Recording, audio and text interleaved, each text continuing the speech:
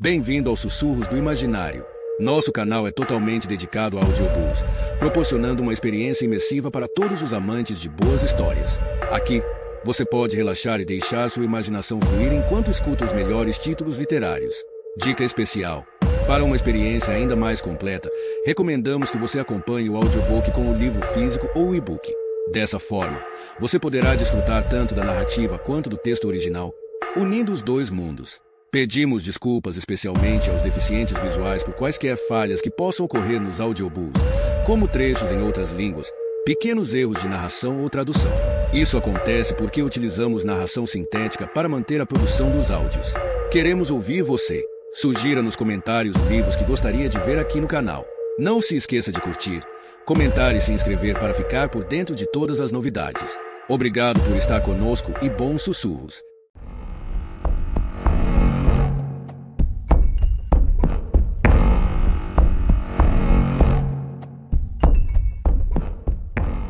Parte 5. A mola está bem tensionada. Vai se desenrolar por si própria. É isso que é tão conveniente na tragédia. O menor movimento do pulso faz o serviço. Jean Will, Antin. Capítulo 1. Uma hora depois, a fim de evitar a imprensa, uma viatura da polícia passou pelos fundos da faculdade e parou perto do portão, que se abria para uma rua estreita. Mariana estava no meio de vários alunos e funcionários que se juntaram para ver Maury ser preso, algemado e conduzido à viatura. Alguns bedéis o vaiaram e zombaram dele quando passou. O rosto de Maury ficou vermelho, mas ele não reagiu. Sua mandíbula estava tensionada, e ele olhava para baixo. No último minuto, Maury olhou para cima, e Mariana seguiu seu olhar até a janela onde estava Edward Fosca. Fosca observava os acontecimentos com um sorrisinho. Está rindo de nós, pensou Mariana. E, quando ele fez contato visual com Maury, um espasmo de raiva passou pelo rosto do bedel. Em seguida, o policial retirou o chapéu coco de Maury, e ele foi empurrado para dentro da viatura. Mariana observou o carro partir, levando-o embora, e o portão foi fechado. Mariana olhou para cima outra vez, para a janela de Fosca. Mas ele tinha desaparecido. Graças a Deus, ouviu o diretor dizer. Pelo menos, acabou.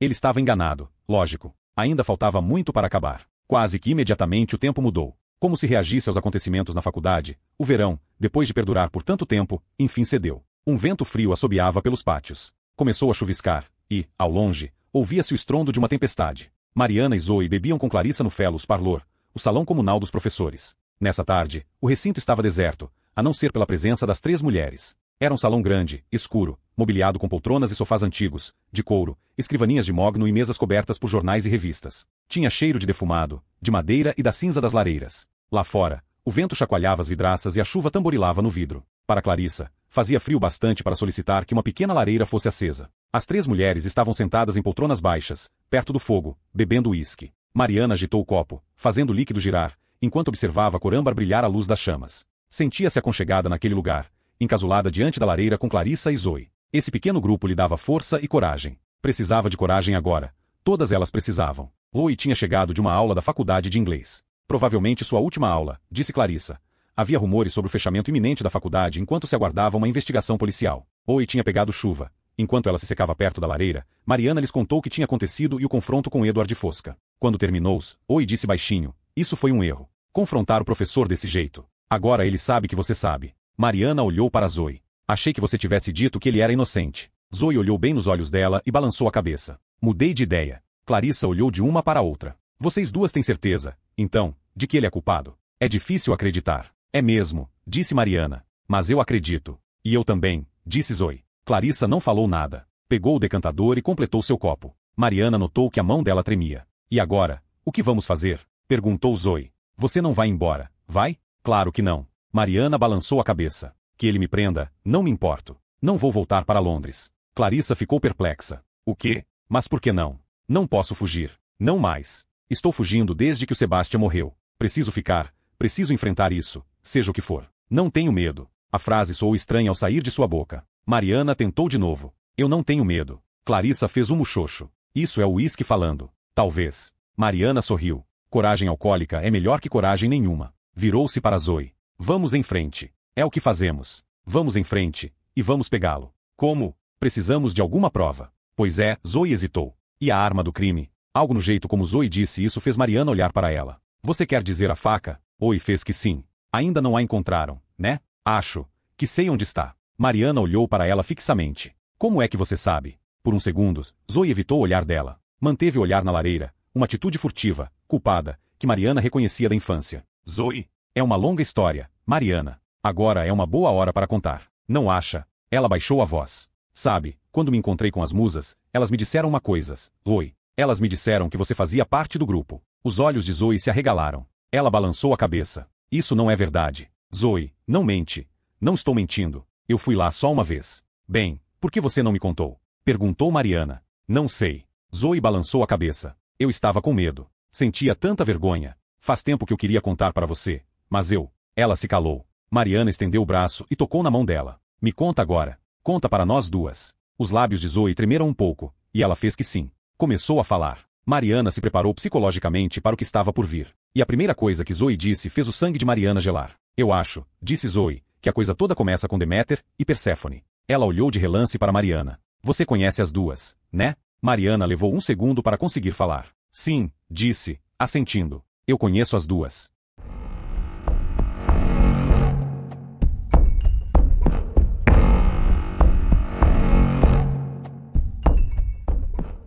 Capítulo 2. Zoe bebeu o uísque de um gole só. Deixou o copo no aparador da lareira. O fogo produzia uma fumaça acinzentada que rodopiava perto dela. Mariana observava Zoe, as chamas vermelhas e amarelas dançando atrás dela, e teve a sensação curiosa de estar num acampamento ao redor de uma fogueira, prestes a ouvir uma história de terror, o que, de certa forma, estava. Aos poucos, e inicialmente com uma certa hesitação, Zoe começou a contar a história de que o professor Fosca tanto gostava, os ritos secretos de Eleusis em honra a Perséfone, ritos que podiam levar alguém a uma viagem da vida até a morte e de volta. O professor conhecia o segredo, disse ele, e o compartilhou com um grupo pequeno e seleto de alunas. Ele me fez jurar sigilo. Eu não poderia contar nada a ninguém. Pode parecer estranho, mas... Fiquei lisonjeada de pensar que ele me achava especial, que me achava inteligente. E também fiquei curiosa. E então, foi a minha vez de ser iniciada no grupo das musas. Ele me disse que o encontrasse na casinha em ruínas, à meia-noite, para a cerimônia. Casinha em ruínas? Sabe, aquela construção ornamental de pedra na beira do rio, perto do Paradise. Mariana fez que sim.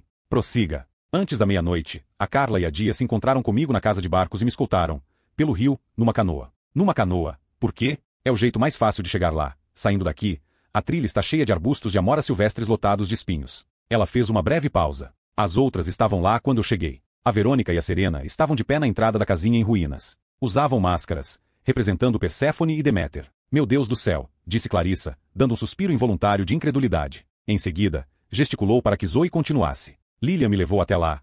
O professor estava me esperando. Ele colocou uma venda nos meus olhos. Então, bebi o Kikion, que ele disse ser apenas água de cevada. Mas estava mentindo. A Tara depois me disse que era batizado com Boa Noite, Cinderela.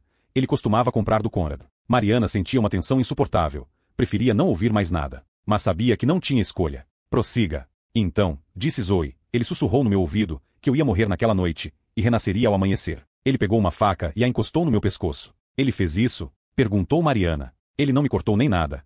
Disse que era só um sacrifício ritual. Então retirou a minha venda. E foi quando vi onde ele colocou a faca. Dentro de uma fenda na parede, entre duas lajes. Zoe fechou os olhos por um segundo. Depois disso, não consigo me lembrar muito bem. Minhas pernas pareciam feitas de gelatina, como se eu estivesse derretendo. E a gente deixou a casinha. Estávamos no meio das árvores, no bosque. Algumas das meninas dançavam nuas, as outras estavam no rio, nadando. Mas eu não queria tirar a roupa. Ela balançou a cabeça. Não me lembro bem. Mas, de algum jeito, eu perdi as outras de vista. Estava sozinha, e drogada, e com medo. E, ele estava lá. Edward Fosca. Isso. Parecia que Zoe não queria pronunciar o nome dele. Eu tentei falar, mas não consegui. Ele ficou, me beijando, passando as mãos em mim, dizendo que me amava. O olhar dele era selvagem.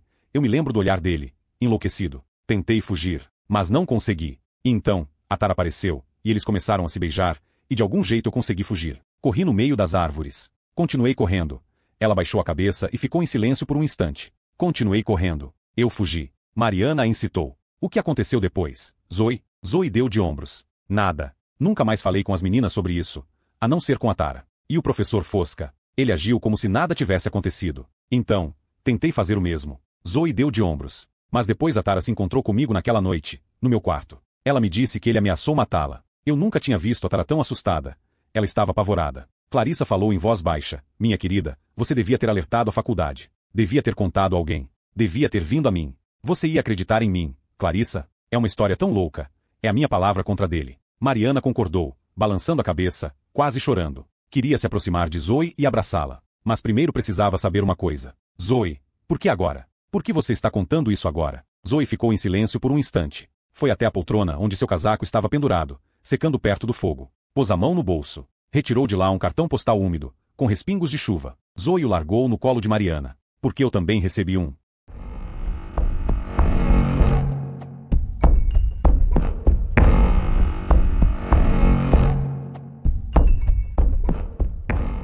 Capítulo 3. Mariana olhou fixamente para o cartão postal em seu colo. A imagem era de uma pintura rococó escura, Ifigênia nua na cama, e Agamenon se aproximando por trás dela, empunhando uma faca. No verso havia uma inscrição em grego clássico. Mariana nem se deu ao trabalho de pedir a Clarissa que traduzisse. Não havia necessidade. Precisava ser forte por Zoe. Precisava raciocinar com lucidez e depressa. Evitou deixar qualquer emoção transparecer na voz. Quando você recebeu isso? Oi? Hoje à tarde. Estava debaixo da minha porta. Entendo. Mariana fez que sim com a cabeça. Isso muda tudo. Não, não muda. Muda, sim. A gente precisa tirar você daqui. Agora. A gente precisa ir para Londres. Graças a Deus você falou isso, disse Clarissa. Não. Zoe balançou a cabeça. Tinha uma expressão de profunda teimosia no olhar. Eu não sou criança. Não vou a lugar nenhum. Vou ficar aqui, como você disse. Vamos lutar. Vamos pegá-lo. Quando ela falou isso, Mariana pensou em quão vulnerável Zoe parecia, no quanto estava cansada e infeliz. Os acontecimentos recentes a tinham afetado e modificado. Ela parecia física e mentalmente arrasada.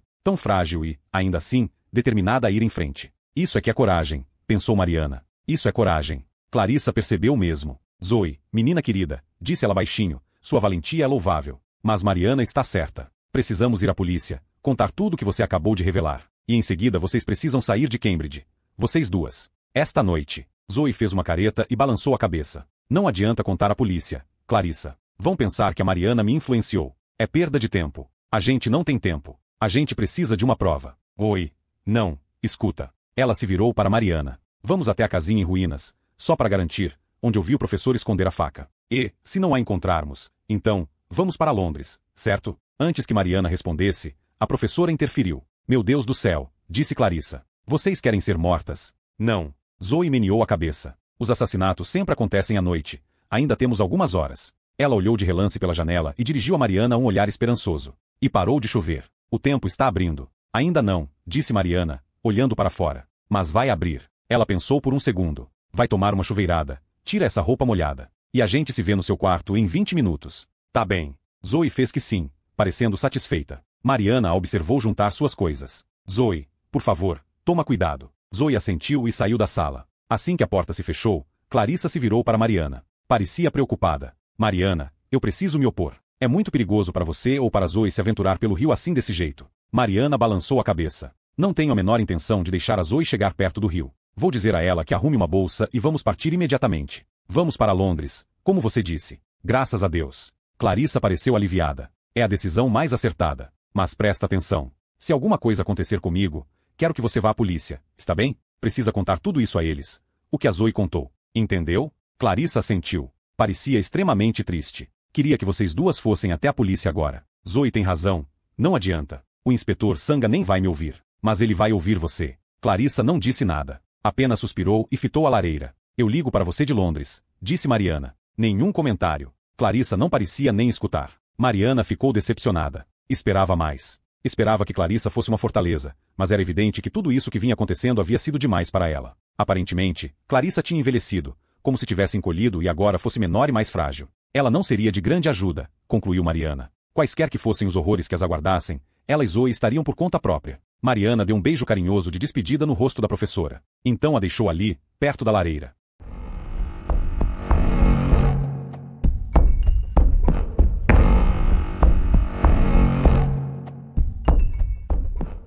Capítulo 4. Enquanto atravessava o pátio a caminho do quarto de Zoe, Mariana pensava nas providências que iria tomar. Fariam as malas depressa e, sem serem vistas, sairiam da faculdade pelo portão dos fundos. Um táxi para a estação. O trem para King's Cross. E então, e sentia o coração palpitar só de pensar, estariam em casa, a salvo, na casinha amarela. Subiu os degraus de pedra para o quarto de Zoe. O quarto estava vazio. Ela ainda devia estar na ala dos chuveiros, no andar de baixo. Nesse instante, o telefone de Mariana tocou. Era Fred. Ela hesitou, mas atendeu. Alô? Mariana, sou eu. Fred parecia aflito. Preciso falar com você. É importante. Agora não é uma boa hora. Acho que dissemos tudo ontem à noite. Não é sobre ontem à noite. Presta atenção. É sério. Eu tive uma premonição. Sobre você. Fred, eu não tenho tempo. Sei que você não acredita, mas é verdade. Você está correndo um sério perigo. Agora, neste segundo. Onde quer que esteja. Sai daí. Vai embora. Corre. Mariana desligou, exasperada e indignada. Havia muito com o que se preocupar além das bobagens de Fred. Já estava ansiosa antes, e agora se sentia ainda pior. Por que Zoe estava demorando tanto? Enquanto aguardava, Mariana andou impacientemente pelo quarto. Passou os olhos pelo ambiente, tocando os pertences de Zoe. Uma foto de quando ela era bebê num porta-retratos de prata. A foto de Zoe quando foi dama de honra no casamento de Mariana. Vários amuletos, quinquilharias, pedras e cristais que tinha colecionado durante as viagens ao exterior. Outras lembranças da infância que Zoe tinha carregado de um lado para outro desde que era pequena. Assim como a zebra, velhinha e acabadinha, em cima do travesseiro. Mariana se emocionou diante dessa confusão de objetos inúteis. Teve uma lembrança repentina de Zoe, quando pequena, ajoelhada ao lado da cama, as mãos postas para rezar. Deus abençoe a Mariana, Deus abençoe o Sebastian, Deus abençoe o vovô, Deus abençoe a zebra e daí por diante, incluindo pessoas cujos nomes ela nem sabia, como a mulher triste no ponto de ônibus ou o homem resfriado na livraria. Mariana observava esse ritual infantil com afeição, mas nem por um instante via valor no que Zoe estava fazendo. Mariana não acreditava em um Deus que pudesse ser contatado com tanta facilidade ou cujo coração piedoso atenderia às preces de uma menininha. Mas agora, de repente, sentiu os joelhos fraquejarem, cedendo, como se uma força invisível os empurrasse por trás. Ela caiu de joelhos, juntou as mãos e inclinou a cabeça como se rezasse. No entanto, Mariana não rezou a Deus, nem a Jesus, nem mesmo a Sebastian. Em vez disso, rezou para um conjunto de colunas de pedras sujas e desgastadas pelo tempo, no alto de um monte, contra um céu vibrante e sem pássaros. Rezou à deusa. Perdão, sussurrou, pelo que eu fiz, seja lá o que eu tenha feito, para ofendê-la. Você levou o Sebastian. Já é o suficiente. Eu imploro, não leve a Zoe. Por favor, não vou permitir, eu. Ela se deteve, de repente, desconcertada, constrangida pelas palavras que saíam de sua boca. Sentia-se mais que um pouco enlouquecida, como uma criança doida barganhando com o universo. Mesmo assim, em um nível muito profundo, Mariana estava ciente de que, finalmente, tinha chegado o momento para o qual tudo isso havia convergido. O confronto por muito tempo adiado, mas inevitável, seu acerto de contas, com a donzela. Mariana se levantou lentamente. E Zebra tombou do travesseiro, caiu da cama e foi parar no chão. Mariana pegou o brinquedo e o recolocou sobre o travesseiro. Ao fazer isso, notou que a costura na barriga de Zebra estava se desfazendo. Faltavam 3 pontos. E alguma coisa saía do enchimento. Mariana hesitou. Então, sem saber muito bem o que estava fazendo, puxou o que estava lá dentro. Olhou para o que tinha nas mãos. Eram alguns papéis, dobrados e redobrados, ocultos no bichinho de pelúcia. Mariana olhou atentamente. Sentia-se desleal, mas ao mesmo tempo impelida a saber do que se tratava. Tinha que saber. Com todo cuidado desdobrou os papéis, e eles se abriram em várias folhas de papel de carta. Parecia algum tipo de carta digitada. Mariana se sentou na cama. E começou a ler.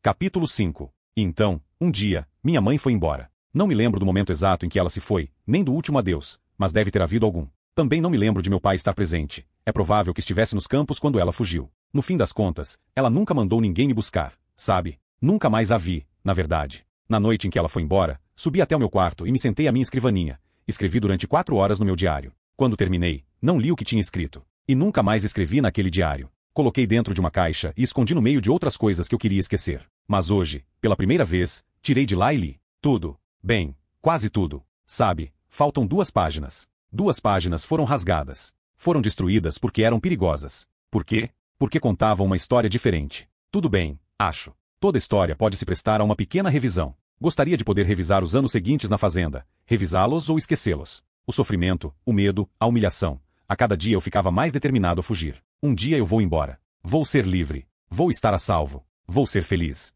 Vou ser amado. Eu repetia isso para mim mesmo, de novo, debaixo das cobertas à noite. Essas palavras se transformaram no meu mantra nas horas difíceis. Mais que isso, elas se tornaram a minha vocação. E me guiaram até você. Nunca pensei que eu fosse capaz disso. De amar, digo. Só conhecia o ódio. Tenho tanto medo de, um dia, odiar você também. Mas, antes que eu machuque você, vou virar a faca para mim e mergulhá-la no fundo do meu coração. Eu te amo, oi. Por isso estou escrevendo isto. Quero que você me veja do jeito que eu sou. E depois, você vai me perdoar, não vai? Vai beijar todas as minhas feridas e curá-las. Você é o meu destino. Você sabe disso, não sabe? Talvez não acredite ainda. Mas eu soube desde o início. Tive uma premonição. Desde o primeiro segundo que vi você, eu soube. No começo, você era tão tímida, tão desconfiada. Tive que provocar o seu amor. Mas eu sou mais que paciente. Vamos ficar juntos, eu prometo, um dia, assim que meu plano se concretizar. Minha ideia é brilhante, maravilhosa. Quero prevenir você, ele inclui sangue e sacrifício. Vou explicar quando estivermos a sós.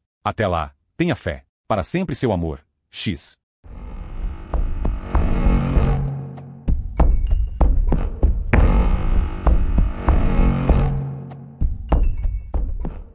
Capítulo 6. Mariana baixou a carta, apoiando-a no colo. Olhava para ela fixamente. Era difícil pensar, era difícil respirar, como se tivesse perdido o fôlego depois de receber vários socos na boca do estômago. Não entendia o que tinha acabado de ler. O que significava esse documento monstruoso? Não fazia sentido. Ela não acreditava que fosse real. Não podia acreditar. Não podia significar o que ela pensava. Não podia ser isso. Mesmo assim, era a única conclusão a se chegar, ainda que inaceitável e irracional, ou aterrorizante. Edward Fosca tinha escrito isso, essa carta de amor infernal, para Zoe. Mariana balançou a cabeça. Não, não a Zoe, sua Zoe. Ela não acreditava nisso. Não acreditava que Zoe estivesse envolvida com aquele monstro. Então logo se lembrou daquele olhar estranho de Zoe, encarando Fosca do outro lado do pátio. Um olhar que Mariana interpretara como medo. E se fosse algo mais complicado? E se, desde o começo, Mariana estivesse analisando os fatos do ponto de vista errado? E se? Passos, subindo a escada. Mariana ficou paralisada. Não sabia o que fazer. Precisava dizer alguma coisa, fazer alguma coisa. Mas não agora, não desse jeito.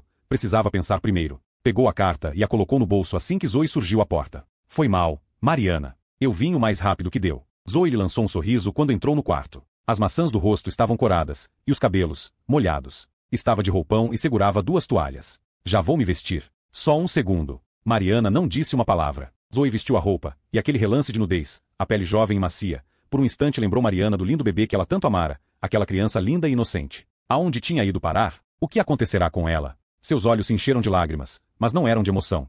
Eram de angústia, de dor física, como se alguém tivesse lhe dado um tapa na cara. Ela se virou para que Zoe não visse e secou os olhos. Estou pronta, disse Zoe. Podemos ir? Ir? Mariana olhou inexpressivamente para ela. Para onde? Até a casinha em ruínas. Ué, procurar a faca. O quê? Ah. Zoe olhou para ela, surpresa. Você está bem? Mariana fez que sim devagar. Toda a esperança de fugir, toda a ideia de ir para Londres com Zoe, tudo tinha desaparecido de sua mente. Não havia para onde ir, não havia para onde correr. Não mais. Certo, disse ela. E, parecendo uma sonâmbula, Mariana seguiu Zoe escada abaixo e pelo pátio. Tinha parado de chover. O céu estava carregado, e nuvens opressivas, cor de carvão, circulavam sobre suas cabeças, contorcendo-se e girando ao sabor do vento. Zoe olhou para ela de relance. A gente devia ir pelo rio. É o jeito mais fácil. Mariana não disse uma palavra, só acenou brevemente com a cabeça. Posso conduzir a canoa, disse Zoe. Não sou tão boa quanto Sebastian era, mas dou pro gasto. Mariana sentiu e a seguiu até o rio. Em frente à casa de barcos, 7 daquelas canoas que eram conduzidas como gondolas rangiam na água, acorrentadas à margem. Zoe pegou uma das varas apoiadas na parede da casa de barcos. Esperou que Mariana embarcasse na canoa, e então soltou a corrente pesada que prendia o barco à margem. Mariana se sentou no banco baixo de madeira. Estava úmido por causa da chuva, mas ela nem chegou a reparar nisso. Não vai demorar muito, disse Zoe enquanto usava a vara para afastar a canoa da margem. Então ergueu a vara bem no alto, mergulhou-a na água e deu início à jornada. Não estavam sozinhas no rio. Mariana soube disso desde o início. Tinha a sensação de estar sendo seguida. Resistiu à tentação de olhar para trás. Mas, quando finalmente virou a cabeça, como esperava, viu de relance a figura de um homem à distância, que desapareceu atrás de uma árvore. Mas Mariana concluiu que devia estar imaginando coisas. Porque não era quem ela esperava ver, não era Edward Fosca. Era Fred.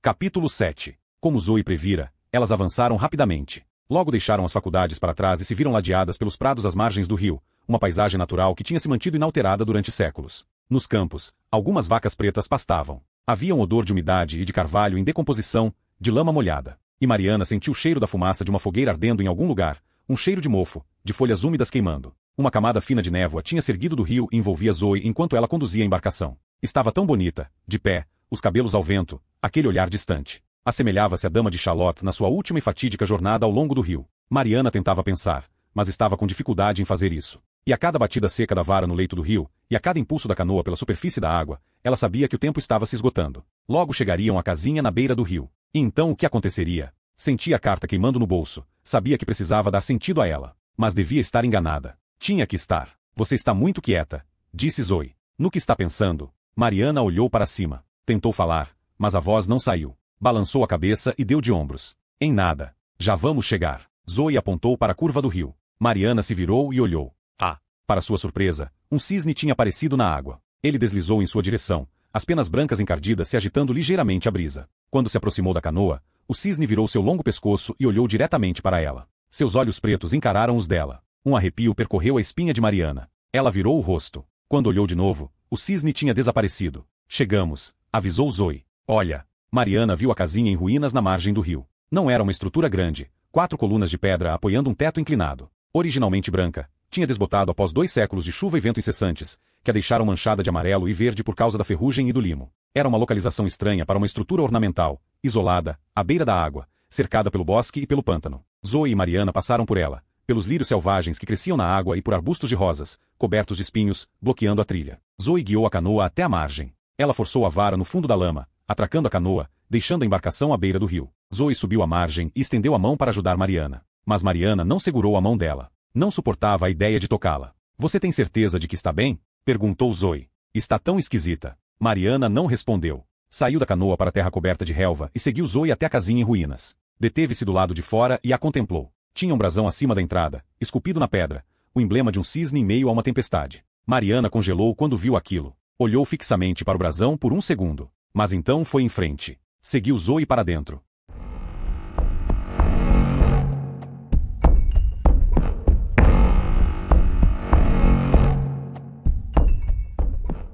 Capítulo 8. No interior da casinha, havia 2 janelas na parede de pedra, de onde se avistava o rio e um banco de pedra. Zoe apontou, pela janela, o bosque verde perto dali. Foi lá que encontraram o corpo da Tara, no meio das árvores, no pântano. Vou mostrar para você. Então se ajoelhou e olhou por baixo do banco. E foi aqui que ele colocou a faca. Aqui. Zoe enfiou o braço no espaço entre 2 lajes. E sorriu. Ahá. Zoe retirou a mão e estava segurando uma faca. Tinha mais ou menos 20 centímetros de comprimento. Estava ligeiramente manchada de ferrugem, ou de sangue ressecado. Mariana observou Zoe segurá-la pelo cabo. Segurava-a com familiaridade, então ela se levantou e virou a faca para Mariana. Apontou a lâmina para ela. Encarou Mariana sem piscar, seus olhos azuis irradiando trevas. Vem comigo, disse ela. Vamos dar uma volta. O quê? Por ali, no meio das árvores. Vamos. Espera. Para. Mariana balançou a cabeça. Essa não é você. O quê? Não é você, Zoe. É ele. Do que você está falando? Escuta. Eu sei. Eu encontrei a carta. Que carta?